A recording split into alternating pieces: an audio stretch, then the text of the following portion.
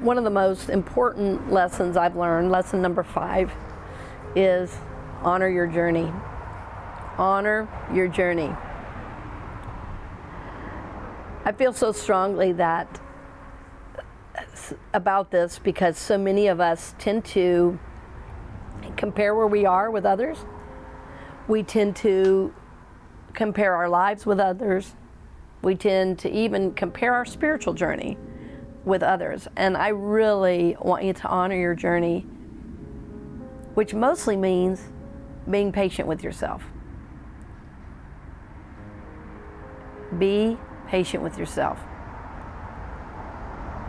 This has been a wonderful lesson for me as I've had specific goals and visions for my life. I realize that when I'm patient with myself, it really honors my soul that's shifting. And I've learned that change that really matters takes time. As you learn to honor your journey, if you know that change takes time, then it moves you into a higher level of trust and allows you to receive the support of the universe.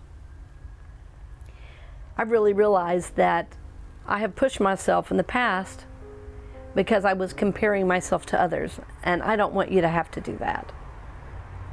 So be patient with yourself.